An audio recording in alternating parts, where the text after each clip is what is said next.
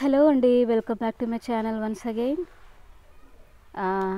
మా గార్డెన్కి నుంచి మరొక బ్యూటిఫుల్ వీడియో అండి. మనందరికీ చాలా యూస్ఫుల్.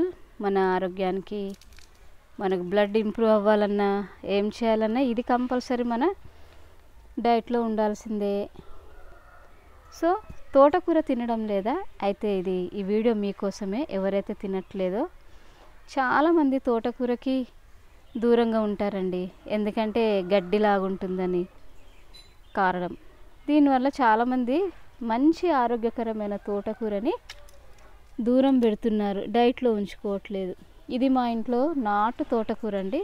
ఇది బయట మనకి మార్కెట్లో దొరకదు. ఇది తింటే మనకి ఎన్నో పోషకాలు, ఎవరైతే తినరో వారు చాలా పోషకాలు మిస్ అవుతున్నారు అన్నమాట. 100 గ్రాముల తోటకూర తింటే మనకి ఎన్ని క్యాలరీస్ వస్తాయో తెలుసా అండి? మన బాడీకి 716 క్యాలరీస్ మనకు వస్తాయి అన్నమాట. చూడొచ్చు ఎంత ఆరోగ్యంగా ఉంది. ఇదంతా కూడా తోటకూర చాలా హెల్దీ అన్నమాట. ఇందులో ఇంకా చాలా ఉన్నాయండి చెట్లు.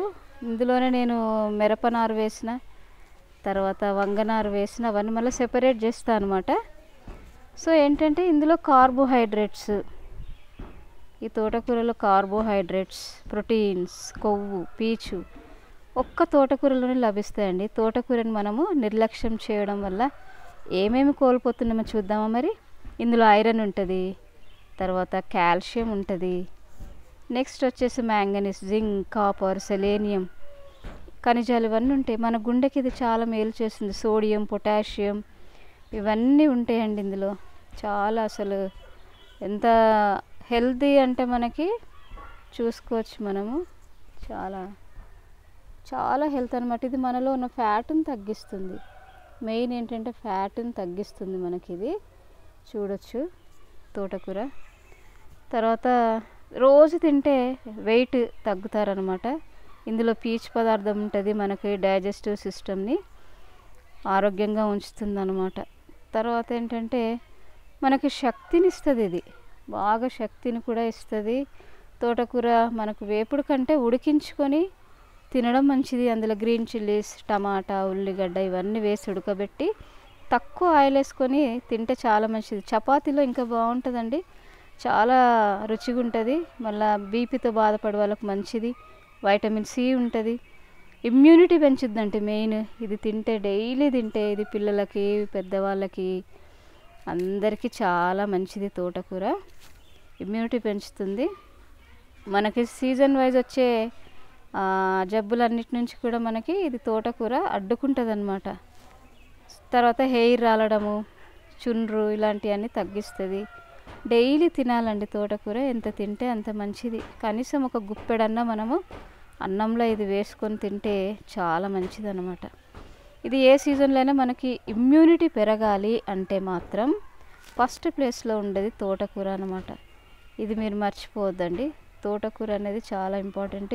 ఇందులో vitamin C, B5, iron, flavonoids, antioxidants ఇవన్నీ పోషకాలు ఉంటాయి. మన మెదడుకి, మన స్కిన్కి, మన బోన్స్కి, మన హెయిర్కి, హెల్త్కి చాలా మంచిది.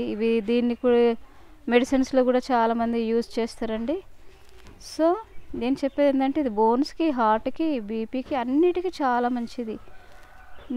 నేను ఇచ్చే ఒక ఐడియా ఏంటంటే తోటకూరని ఎవరైతే ఇంకా తినకుండా గడ్డిలాగా అనుకుంటున్నారో ప్లీజ్ తినడం మాత్రం మానేయకండి.